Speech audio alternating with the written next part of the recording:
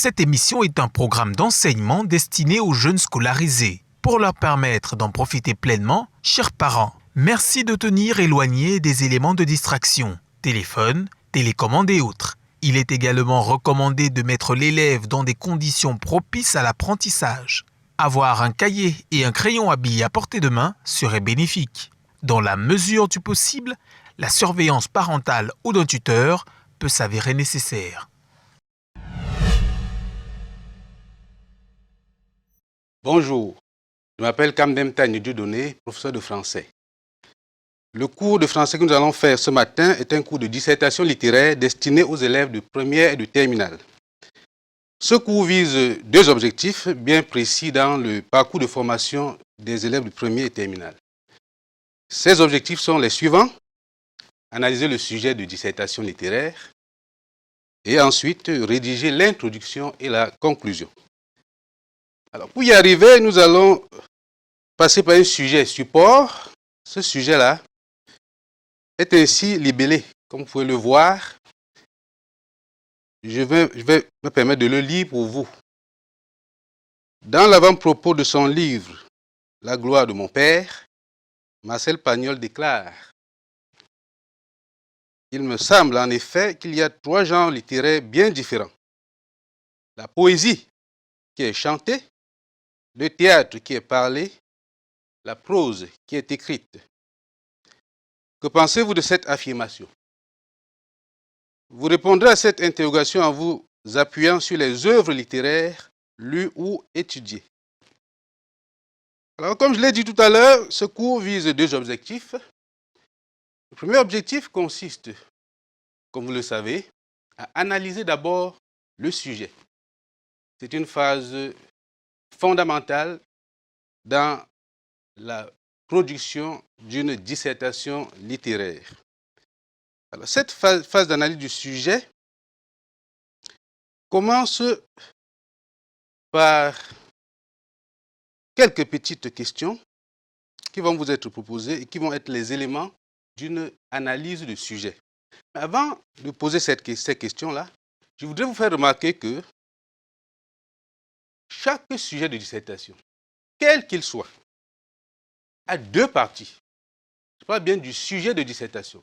Je ne parle pas du devoir de dissertation. Chaque sujet de dissertation a deux parties. Comme vous le constatez, il y a la première partie qu'on appelle opinion, qui est plus souvent la citation d'un auteur, entre guillemets. Comme vous pouvez le constater dans le présent sujet, cette opinion est bien encadrée par les guillemets, est celle de Marcel Pagnol, qui commence à « il me semble » et qui se termine par « qui est écrite ». C'est la première partie d'un sujet de dissertation qu'il faut bien prendre la peine de cerner. La deuxième partie, comme vous pouvez le constater, est ce qu'on appelle la consigne. Cette consigne vous invite à une réflexion. Laquelle réflexion peut être dialectique ou analytique. Pour le cas de notre sujet de ce jour, comme vous pouvez le voir, l'opinion est bien formulée ainsi, la consigne, autant pour moi, est bien formulée ainsi. Que pensez-vous de cette affirmation? La suite, vous répondrez à cette interrogation en vous appuyant sur les œuvres littéraires lues ou étudiées. Est facultative. On aurait bien pu s'arrêter à cette consigne, tout simplement. Alors, je vous ai dit tout à l'heure que pour analyser un sujet de dissertation, il suffit de répondre à 4 questions. Ces 4 questions sont là, numérotées, de 1 à 4. Alors, la première question, vous pouvez voir là, reformulez en vos propres mots l'opinion de Marcel Pagnol, après avoir repéré et expliqué les mots-clés. Alors, cette question vise à aller dans la partie que j'ai appelée opinion, à repérer ce qu'on appelle mots-clés. c'est une expression qui est courante dans les salles de classe, l'expression mot-clé. En réalité, il s'agit de quoi? Il ne s'agit pas des mots difficiles, non. Il s'agit tout simplement des mots qui permettent d'ouvrir les portes du sujet. C'est la clé qui ouvre les portes du sujet. C'est une métaphore qui est à sa place. Il s'agit des mots importants qui peuvent ne pas être des mots difficiles. Ces mots-là doivent être repérés et expliqués. Je ne dis pas que ces mots doivent être définis, je dis qu'ils doivent être expliqués. L'explication ici tenant compte du contexte dans lequel ce mot a été utilisé. Si nous revenons à notre sujet, nous allons remarquer que ces mots-clés-là sont soit soulignés, soit écrits en gras. Il s'agit, comme vous pouvez le constater, de l'expression trois genres littéraires bien différents. Vous avez la poésie chantée, le théâtre parlé et la prose écrite. Alors, si nous pouvons essayer de répondre à cette question, nous allons donc nous rendre compte que, après avoir expliqué ces mots-clés, on peut arriver à la reformulation qui est proposée un peu plus bas dans le cadre de ce que j'ai appelé réponse attendue. Alors, cette reformulation nous dit, se présente de la manière suivante. Marcel Pagnol pense que la différence qu'il existe entre les trois genres littéraires est exclusive et systématique. Pour lui, la poésie est musicale, le théâtre, une mise en scène, et le roman, une narration écrite. Puisqu'il faut entendre par prose, ici, le roman. Il est vrai qu'il y a une autre prose écrite qu'on appelle l'essai, qui ne fait pas partie du champ de notre programme. Pour Marcel Pagnol, donc, la différence est fondamentale entre les trois genres littéraires majeurs. Les cloisons entre les trois genres littéraires sont étanches, c'est-à-dire séparées. Pour lui, lorsqu'on parle de la poésie, on entend musicalité. Cette musicalité qui repose sur le jeu de mots, les sonorités et les rythmes. Quand on parle de théâtre, il entend une mise en scène, c'est-à-dire la représentation devant un public de spectateurs d'une action au cours de laquelle les acteurs, qu'on appelle personnages, parlent, s'adressant à ce public-là. Pour lui également, quand on parle de roman, ce qu'il appelle ici prose écrite, il s'agit d'un texte écrit, d'une histoire racontée, mais écrite, destinée à un public de lecteurs exclusivement. Voilà pourquoi nous avons reformulé sa pensée en disant que la différence entre les trois genres littéraires est une différence exclusive et systématique. Si nous revenons maintenant à la deuxième question de l'analyse, la deuxième question qui nous permet d'analyser notre sujet, nous pouvons lire ceci. Repérer le thème littéraire et le problème littéraire. Vous voyez bien que j'ai fait la différence entre thème littéraire et problème littéraire. Et je voudrais insister là-dessus pour dire qu'il y a bel et bien une différence entre problème littéraire et thème littéraire. J'insiste parce qu'il y a souvent des confusions dans les salles de classe entre thème littéraire et problème littéraire. Pourtant, les programmes officiels font bien cette différence-là en prescrivant les différents thèmes littéraires et en précisant quelques problèmes littéraires qui peuvent être posés s'agissant de chaque thème littéraire. Alors, ce programme-là prescrit pas moins de 7 thèmes littéraires, vous vous en doutez. Alors, nous allons tout à l'heure revenir, dégager le thème littéraire de notre sujet et vous présenter un petit tableau tout à l'heure concernant ces différents thèmes et problèmes littéraires.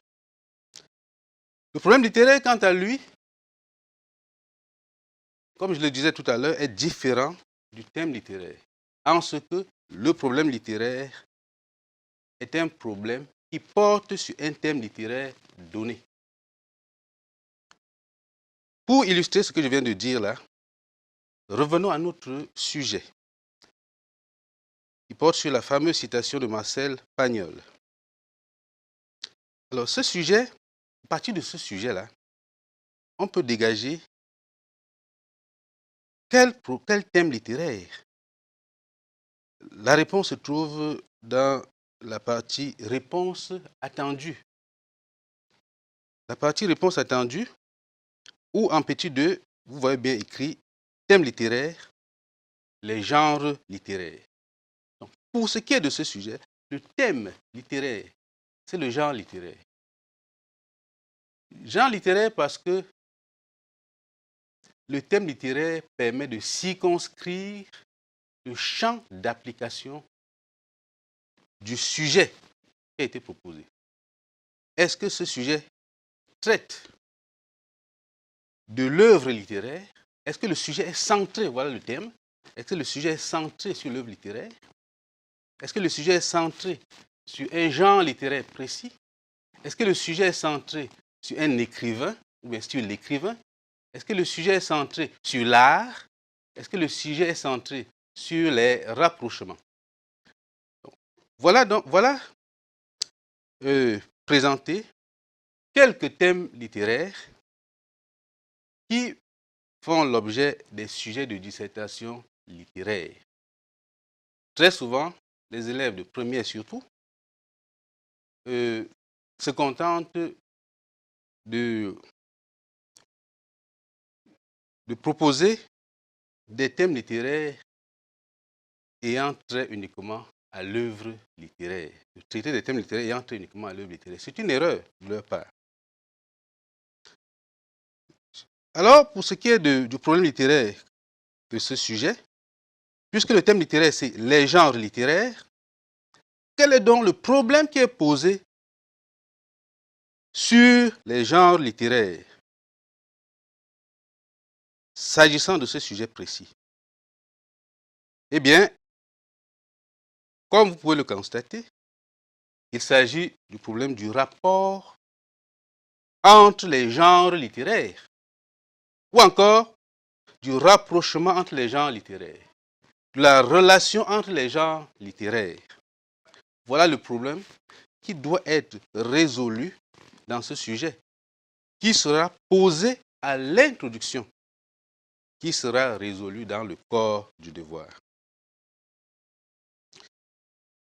Cette mise au point concernant le problème et le thème littéraire faite, je voudrais justement, pour que vous cerniez vraiment la différence entre les deux, vous proposer ce tableau qui recense un certain nombre de problèmes littéraires et de thèmes littéraires.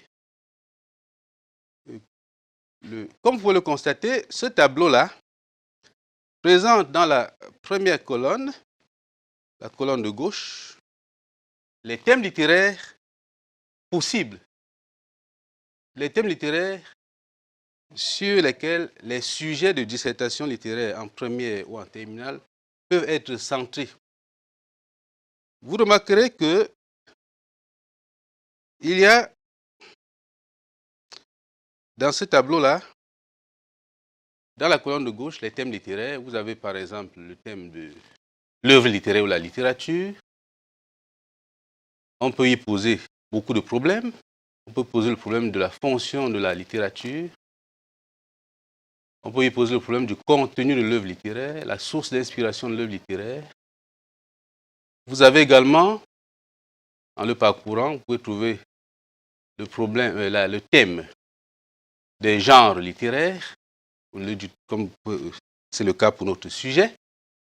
Et concernant les genres littéraires, il peut s'agir de la relation entre les genres littéraires, il peut s'agir tout simplement d'un genre littéraire précis, la fonction de la poésie, le contenu du roman, roman et réalité, ainsi de suite. Donc, en parcourant ce petit tableau que j'ai élaboré pour vous, vous n'aurez plus beaucoup de difficultés à cerner la différence entre le thème littéraire et le problème littéraire.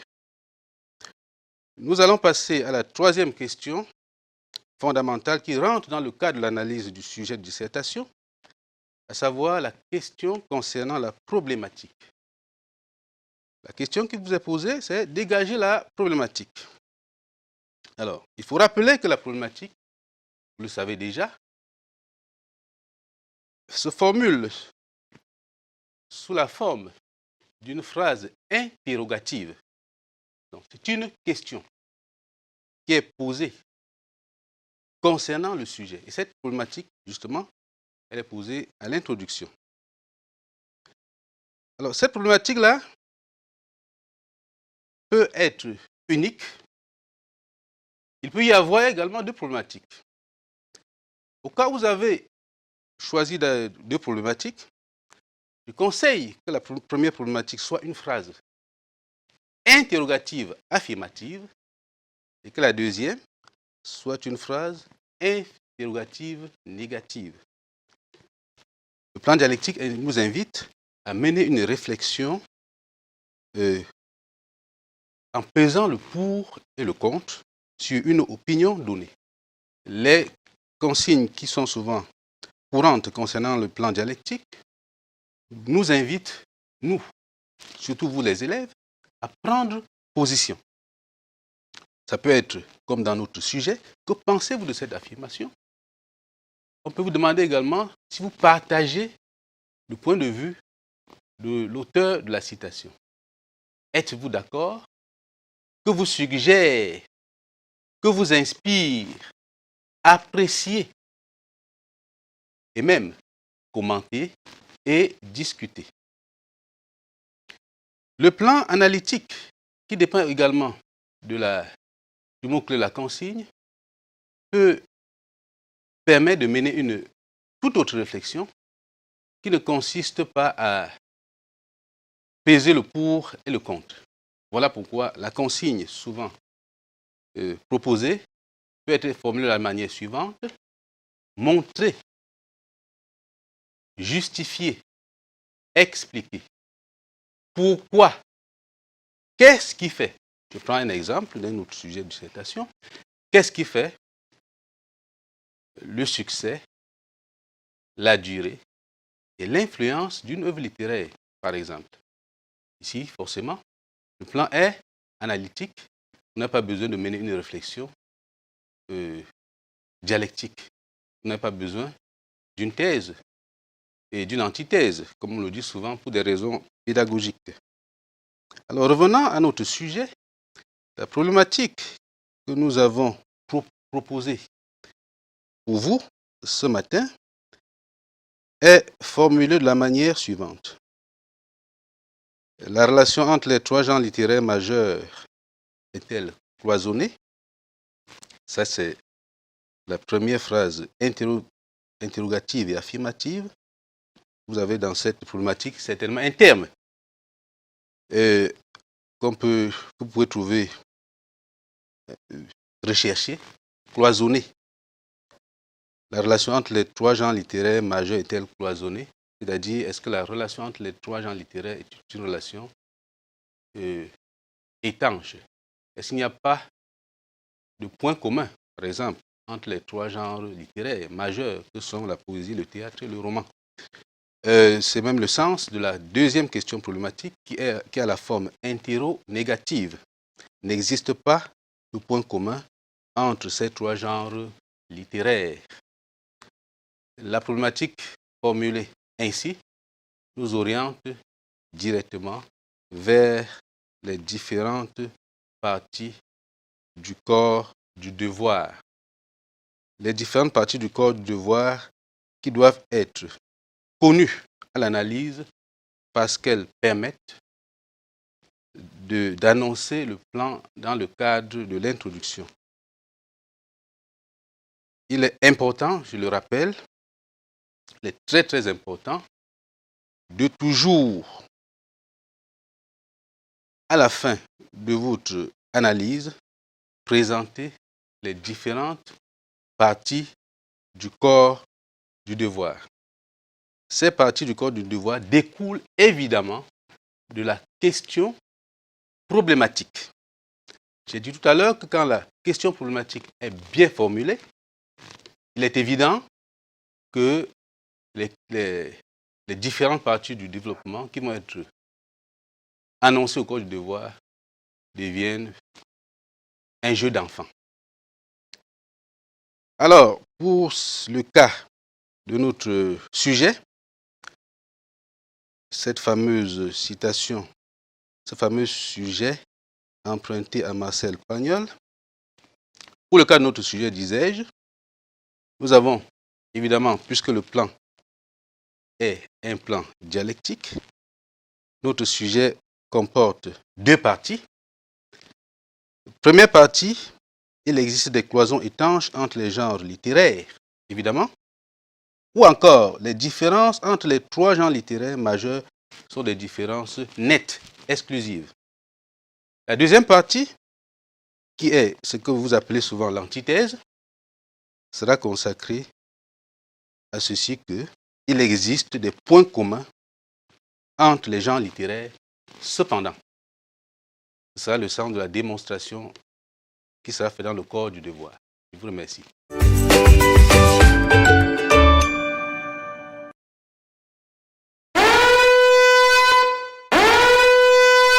Cette émission est un programme d'enseignement destiné aux jeunes scolarisés. Pour leur permettre d'en profiter pleinement, chers parents, merci de tenir éloignés des éléments de distraction, téléphone, télécommande et autres. Il est également recommandé de mettre l'élève dans des conditions propices à l'apprentissage.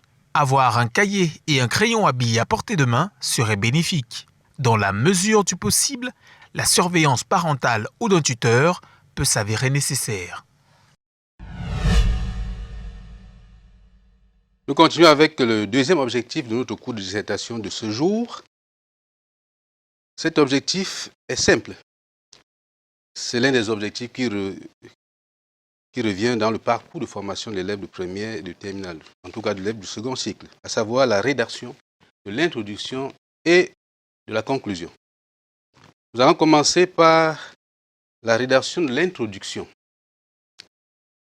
Vous savez, l'introduction, c'est la première impression que votre devoir donne au correcteur.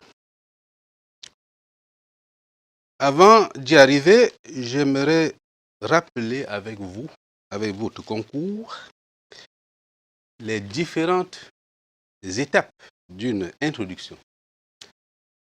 Ou encore plus simplement, les objectifs que vise une introduction de dissertation littéraire ou même de discussion. Alors, la première étape, le premier objectif visé, c'est amener le sujet de la seconde en terminale. C'est le même mot, c'est la même expression, parce que c'est fondamental. Amener le sujet. Le deuxième objectif vise à poser le problème. Le troisième, évidemment, annoncer le plan. Derrière ces trois petits mots se cachent bien des choses que nous allons essayer de détecter pour vous permettre de bien comprendre l'esprit qui se cache derrière ces notions-là. Nous allons commencer par la première étape, amener le sujet. Ici, il vous est proposé trois possibilités. Plus souvent, je reviens sur ces trois possibilités. Vous pouvez le faire par la définition du thème littéraire. Vous comprenez pourquoi tout à l'heure j'ai insisté sur la notion du thème littéraire à distinguer du problème littéraire. La définition du thème littéraire. Vous pouvez le faire par une citation, la citation d'un auteur. Vous pouvez le faire également en inscrivant votre sujet dans un cadre plus général. Généralement, en termes plus simples, plus compréhensibles pour les élèves, on dit en partant du général au particulier. Tout compte fait, il faut savoir que amener le sujet, c'est une façon d'entrer dans le sujet. Voilà pourquoi, en d'autres circonstances, on parle plutôt d'entrer en matière ou encore de préambule. C'est pour cette raison qu'il est interdit de commencer son devoir en présentant la citation de l'auteur du sujet. Ce n'est pas possible. Quand on demande de commencer par une citation, il s'agit de la citation d'un autre auteur qui peut avoir un rapport avec la citation ou l'opinion présente dans le sujet. Ce rapport peut être un rapport d'opposition. Dans ce cas, pour passer de cette citation qui s'oppose à celle de l'auteur du sujet à la citation présente dans le sujet, vous utiliserez tout simplement un connecteur logique d'opposition. Dieu seul sait s'ils sont nombreux. Ça peut être la conjonction mais, l'adverbe pourtant, toutefois, cependant. Or, si la citation que vous avez choisie est en congruence avec la citation présente dans le sujet, si elle correspond du point de vue des idées à la citation présente dans le sujet, dans ce cas, le lien logique se fait tout naturellement par des connecteurs d'addition ou même de conséquence. Connecteurs d'addition. C'est ainsi que, dans cette optique, à ce titre, à cet effet, dans cet ordre d'idées, ainsi de suite. Quand vous avez fait ce travail qui consiste à amener le sujet, quand c'est très bien fait, parce que c'est la principale difficulté, quand c'est bien fait, alors le reste coule de source. Et à savoir, la deuxième articulation, la deuxième étape de l'introduction, qui consiste à poser le problème. Ici, poser le problème requiert de votre part un travail en 3 mouvements. 3 mouvements obligatoires, 3 étapes obligatoires, que j'ai appelées ici, comme vous pouvez le constater, petit a, petit b et petit c. Alors le petit a consiste à présenter l'opinion du sujet, le présenter tel quel, entre guillemets, ou encore le reformuler. Il y en a qui font les deux à la fois. Bon, ce n'est pas interdit. On peut présenter la citation et éprouver le besoin de l'expliquer davantage. C'est à ce moment-là que vous allez, dans la partie analyse, vous reprenez l'élément reformulation du sujet. Je reprends.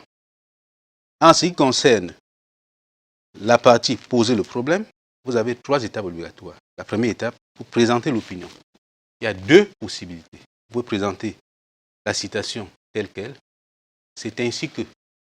Or, Marcel Pagnol pense que, et vous relevez la citation, lorsque la citation est très longue, on ne prend pas le premier et le dernier mot et on met les points de suspension entre les deux. Non, ça ne se fait pas. Du point de vue méthodologique. C'est presque une effronterie à l'égard du correcteur. Il faut, dans ce cas-là, quand la citation est trop longue, on repère les éléments essentiels de la citation de manière à maintenir la syntaxe de la phrase. C'est du reste ce que nous avons fait dans le cadre de l'introduction que nous avons proposée ici. Nous allons voir tout ça tout à l'heure. Alors, quand on ne veut pas recopier la citation, c'est la deuxième possibilité, on la reformule tout simplement. Et c'est le sens, je disais, de la reformulation présente dans la première étape de notre cours, analyse du sujet. Alors, la deuxième étape obligatoire de cette articulation poser le problème consiste à présenter le problème littéraire. Ce problème littéraire que vous avez déjà repéré en analysant le sujet, c'est le moment de le présenter. Et là, les formules sont nombreuses. Beaucoup de formules vous sont proposées dans les documents ou en salle de classe. Vous pouvez tout simplement dire, c'est la formule la plus simple, il pose ainsi le problème 2. Ou encore, ainsi se trouve posé le problème 2. Après avoir posé le problème littéraire, et j'insiste pour dire qu'il s'agit du problème littéraire, j'insiste sur le mot littéraire. On passe à la troisième étape qui est destinée à la présentation de la problématique. Petit c, présentation de la problématique. Si vous avez déjà votre problématique prête, alors c'est le moment de la présenter à l'introduction, après avoir énoncé brièvement le problème ou dégagé la problématique.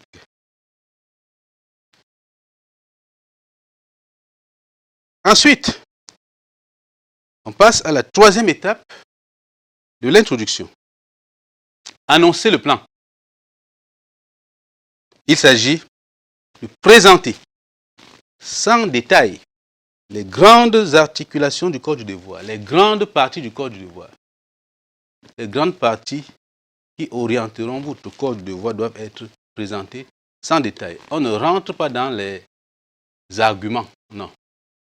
On ne présente pas les œuvres littéraires qui vont être exploitées, non. On ne présente pas les œuvres littéraires, ce n'est pas de cela qu'il s'agit. On présente les grandes articulations du corps du devoir. Je rappelle, c'est ce que j'ai mis en note à bene, je rappelle que les questions problématiques bien formulées, 2 questions problématiques bien formulées, interrogation affirmative, interrogation négative, peuvent tenir lieu de plan. Si c'est bien formulé, ces 2 questions-là peuvent tenir lieu de plan. Et là, vous vous contenterez d'indiquer que ces questions-là orienteront votre devoir. Qu'elles feront l'objet de votre devoir. C'est du reste, je crois, ce que nous avons fait dans le cadre de l'introduction que nous vous avons proposée, que nous avons intitulée Introduction rédigée, que nous avons appelée Grand 2 là, Introduction rédigée. Alors, si vous lisez bien cette introduction, vous allez remarquer par vous-même si nous avons respecté les différentes étapes de notre introduction. Vous allez me permettre de lire pour vous et pour nous autres cette introduction que j'ai proposée, pour vous surtout. Le genre littéraire se définit comme un ensemble d'œuvres littéraires partageant de manière exclusive des caractéristiques communes. Fort de cette définition, Marcel Pagnol déclare: la poésie est chantée, le théâtre parlé et la prose écrite. Parlant de ce qui distingue les 3 genres majeurs. Il pose alors le problème du rapprochement entre la poésie, le théâtre et le roman. La relation entre ces 3 genres littéraires est-elle cloisonnée? N'existe-t-il pas de point commun entre eux? Telles sont les questions qui orienteront notre devoir. Vous remarquerez donc que nous avons amené le sujet par définition. Et qu'est-ce que nous avons défini? Nous avons défini les genres littéraires, notamment la notion, pas les genres littéraires, mais le genre littéraire. Et je profite de l'occasion pour vous rappeler que la démarche qui consiste à commencer par la définition du thème littéraire est une démarche qui peut s'avérer dangereuse parce que, avant d'y arriver, il faut s'assurer, l'élève doit s'assurer qu'il maîtrise la définition du thème littéraire en question. Si le thème littéraire, c'est l'œuvre littéraire ou la littérature, vous devez vous assurer que vous maîtrisez la définition la plus simple possible de la littérature. Si le genre littéraire, le thème littéraire, c'est le roman, vous devez vous assurer que vous maîtrisez la définition du roman. Et tout cela vous est donné dans les salles de classe lors des différents cours. Dans le cadre de cette introduction proposée, vous avez bien vu que ce sont les questions problématiques qui tiennent lieu également du plan du devoir.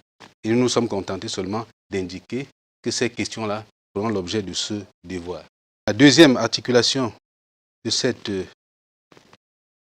objectif, je rappelle que le premier c'était la rédaction de l'introduction.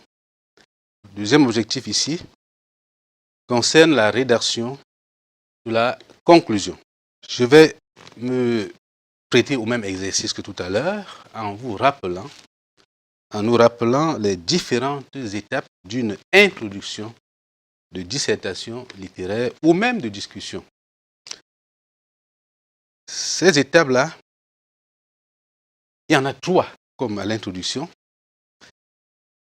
dont les 2 premières sont obligatoires et la 3e, dit-on, facultative. La première étape qui est obligatoire concerne le bilan ou la synthèse du développement. Cette première étape concerne le bilan ou la synthèse du développement. La deuxième étape concerne la prise de position sous forme de réponse à la question problématique. Vous voyez bien que j'ai eu la peine d'encadrer ces différentes étapes-là. Et la troisième, qui n'est pas obligatoire, concerne évidemment l'ouverture ou l'élargissement du débat. Alors, revenons à la première étape, le bilan ou la synthèse du développement. Pour dire qu'il s'agit ici de rappeler, toujours sans détailler, les grandes articulations du devoir. Il s'agit de rappeler ce qui a été fait, mais sans rentrer dans les détails, sans argumenter, sans illustrer. Rappeler en montrant la relation entre les idées qui ont été menées dans le cadre de la réflexion. J'insiste dessus parce que nous constatons lors des corrections de vos devoirs que vous passez le temps à nous rappeler les arguments, pour certains, les exemples. Il y en a qui reviennent même sur des citations dans le cadre de la synthèse. Non, la synthèse était un résumé de l'essentiel de ce qui a été dit. On a mené une réflexion en 2 mouvements. Il faut tout simplement rappeler qu'une réflexion en 2 mouvements a été menée. Il n'est pas question ici, comme je le vois souvent, de rappeler la problématique. Non. Il s'agit de faire une synthèse simple de ce qui a été développé. La deuxième articulation, la deuxième étape obligatoire consiste à prendre position. Prendre position ici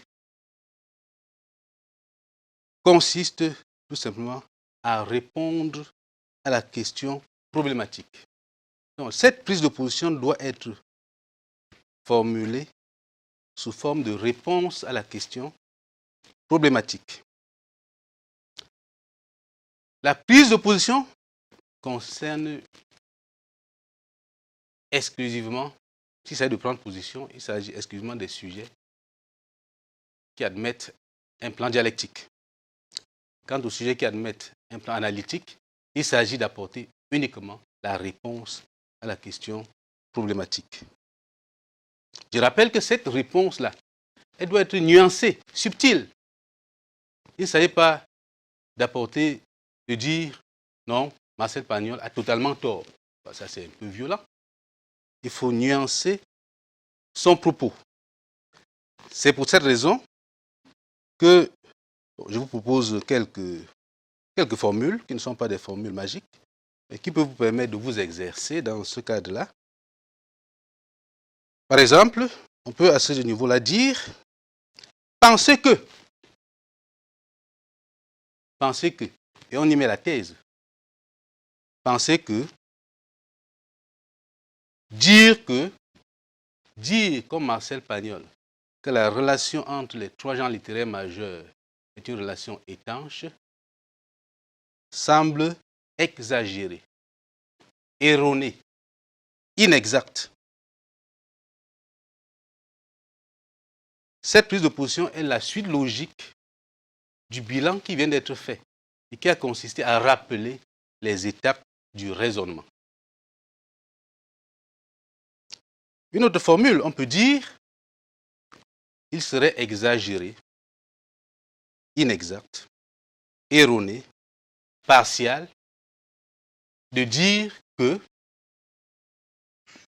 qu'il n'existe aucun point commun entre les trois genres littéraires majeurs que sont le roman, la poésie et le théâtre.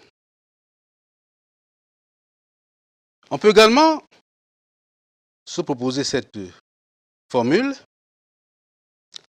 C'est alors faire preuve de partialité que d'affirmer que. C'est alors faire preuve de partialité que d'affirmer qu'il n'existe pas de cloison, qu'il n'existe pas de point commun entre ces trois genres littéraires. Alors cette formulation que je vous propose vous évite de proposer des prises de position qui peuvent paraître violentes à l'égard des auteurs. Alors la dernière étape de la conclusion concerne l'ouverture, ce qu'on appelle l'ouverture ou l'élargissement du débat. Alors l'ouverture ou l'élargissement du débat, je l'ai dit tout à l'heure, elle n'est pas obligatoire, certes, mais c'est une étape qui vous apporte certainement un bonus. C'est une étape qui est souvent redoutée par les apprenants. Les élèves nous disent souvent, vraiment, monsieur, on n'arrive pas. On ne sait pas ce qu'on va écrire à ce niveau-là.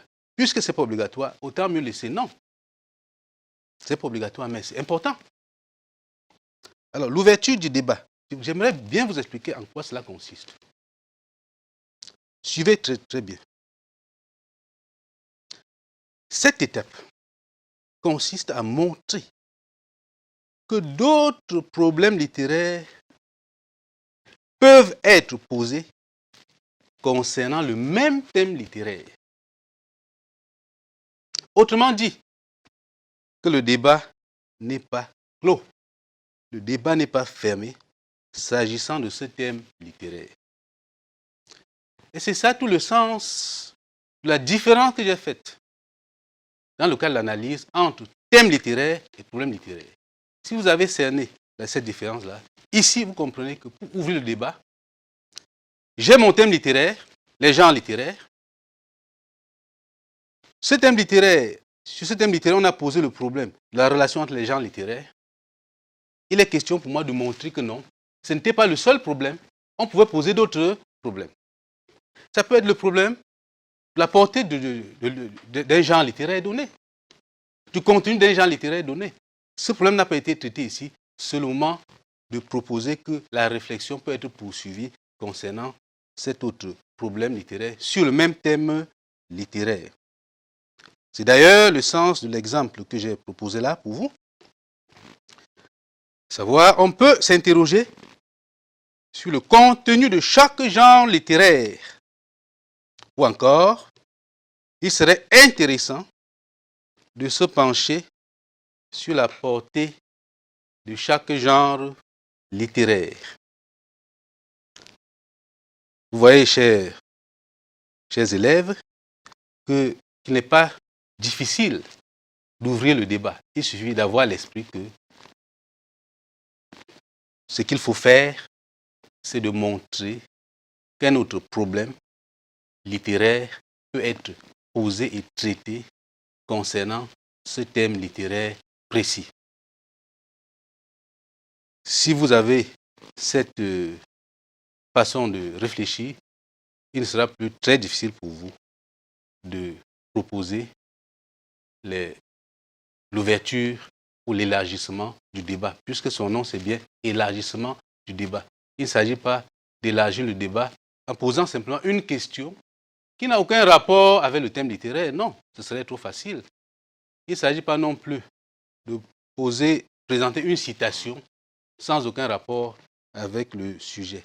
Il s'agit de montrer que d'autres problèmes littéraires peuvent être abordés sur le même thème et que la réflexion qui a été menée n'était qu'un aspect d'une réflexion qui se veut globale sur un thème littéraire donné. Voilà pourquoi je vous conseille d'utiliser non pas une phrase interrogative, comme je le vois souvent, directe, en posant une question comme si vous n'avez pas traité le sujet. Préférez à la phrase interrogative directe la phrase interrogative indirecte. C'est pour cette raison que l'exemple que je propose là est formulé de la manière suivante. On peut s'interroger sur le contenu. Il serait intéressant de se demander si on pourrait réfléchir ultérieurement sur. Voilà quelques propositions que je vous fais, à vous d'en savoir en faire bon usage. J'ai proposé également avec vous, comme tout à l'heure, une conclusion rédigée que vous avez la latitude d'analyser et dans tous les sens. Si vous me permettez, je m'en vais vous faire lecture de cette conclusion. Somme toute, il y a lieu de dire que chaque genre littéraire se reconnaît aux caractéristiques qui lui sont propres et qui, par définition, le distinguent des autres. Toutefois, il ne faut pas perdre de vue que ces traits distinctifs ne sont pas étanches et qu'il existe des passerelles entre les genres littéraires. Il serait alors exagéré de limiter la poésie à la musicalité, le théâtre à la représentation et le roman à l'écrit. On peut s'intéresser plutôt à la portée de chaque genre littéraire. À l'analyse de cette conclusion, vous observerez avec moi que toutes les parties d'une conclusion de dissertation sont bien présentes. À vous de savoir en faire bon usage.